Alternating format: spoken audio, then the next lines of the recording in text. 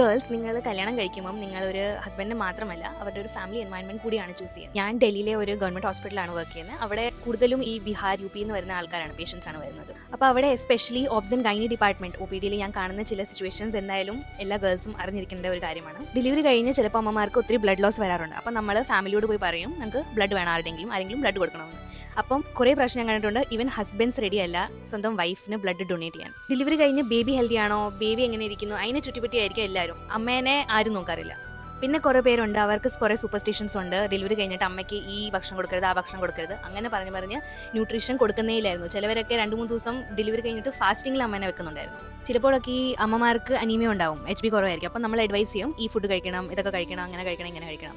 അപ്പോൾ അവർ പറയുന്നത് അവരുടെ വീട്ടിൽ അവർക്ക് ഇഷ്ടമുള്ള പോലെ അല്ല ഫുഡ് ഉണ്ടാക്കുന്നത്, അവരുടെ ഹസ്ബൻഡ്സോ അല്ലെങ്കിൽ ഇൻലോസിന് ഇഷ്ടമുള്ള പോലത്തെ ഫുഡാണ് ഉണ്ടാക്കുന്നത്. അപ്പം ഒരാൾക്ക് വേണ്ടി മാത്രമായിട്ട് ഇതൊക്കെ എങ്ങനെ ഉണ്ടാക്കാൻ പറ്റും, അങ്ങനത്തെ ഒരു ചോദ്യം വരാറുണ്ട്. ചില സമയത്ത് പേഷ്യൻ്റ് അല്ലാതെ ഹോസ്പിറ്റലിൽ അഡ്മിറ്റ് ആണ്, പക്ഷേ ഹസ്ബൻഡോ അല്ലെങ്കിൽ ആ ഫാമിലിയുടെ ഇൻവോൾവ്മെന്റ് വളരെ കുറവായിരിക്കും.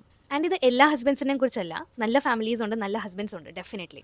ആൻഡ് ഞാനിത് കാണുന്നത് നോർത്ത് ഇന്ത്യയിലാണ്, ഡൽഹിയിലാണ്. നാട്ടിൽ എങ്ങനെയാണെന്ന് എനിക്കറിയത്തില്ല, പക്ഷേ എന്തായാലും ചിലവരെങ്കിലും ഇങ്ങനത്തെ കാണുമെന്ന് എനിക്ക് ഉറപ്പാണ് എല്ലായിടത്തും. സോ ഇതൊക്കെ കണ്ടിട്ട് എനിക്ക് ഗേൾസിനോട് പറയാനുള്ളത് എന്താണെന്ന് വെച്ചാൽ, പാർട്ട്നേഴ്സ് ചൂസ് ചെയ്യുമ്പോൾ നിങ്ങൾ ലുക്സ്, സാലറി, ഫാമിലി സ്റ്റേറ്റസ് ഇതൊക്കെ മാത്രം നോക്കരുത്. അവർ ഒരു സ്ട്രെസ് വരുമ്പോൾ ഇങ്ങനെയാണ് ഹാൻഡിൽ ചെയ്യുന്നത്, അവരോട് എന്തെങ്കിലും കാര്യത്തിൽ ഡിസഗ്രി ചെയ്യുമ്പോൾ നിങ്ങളെ എന്നിട്ടും റെസ്പെക്ട് ചെയ്യുന്നുണ്ടോ, നിങ്ങൾക്കൊരു ഹെൽത്ത് പ്രോബ്ലം വരുമ്പോൾ അവരെങ്ങനെയാണ് റിയാക്ട് ചെയ്യുന്നത്, അവർ നിങ്ങളെ സപ്പോർട്ട് ചെയ്യുന്നുണ്ടോ, പിന്നെ നിങ്ങൾ ചെയ്യുന്ന സാക്രിഫൈസസ് പോലെ അവരെന്തെങ്കിലുമൊക്കെ ചെറിയ ചെറിയ സാക്രിഫൈസസ് എങ്കിലും നിങ്ങൾക്ക് വേണ്ടി ചെയ്യുന്നുണ്ടോ. ഫോർ എക്സാമ്പിൾ ബ്ലഡ് ഡൊണേഷൻ ഒരു ഡെലിവറി വെച്ച് കമ്പയർ ചെയ്യുവാണെങ്കിൽ blood donation is A very small thing, എന്നിട്ടും ചില ആൾക്കാർ അത് ചെയ്യുന്നില്ലായിരുന്നു. പിന്നെ ഫാമിലിനെ ഒബ്സർവ് ചെയ്യുക, കാരണം മാരേജ് കഴിഞ്ഞാൽ അവരുടെ ഫാമിലി ഡൈനാമിക്സിൻ്റെ നിങ്ങളും ഒരു പാർട്ട് എന്തായാലും ആകും.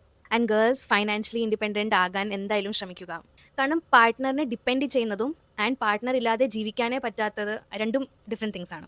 സോ നിങ്ങളുടെ own identity, money, decisions and self respect നിങ്ങളുടെ കയ്യിൽ തന്നെ ഉണ്ടാകണം എപ്പോഴും.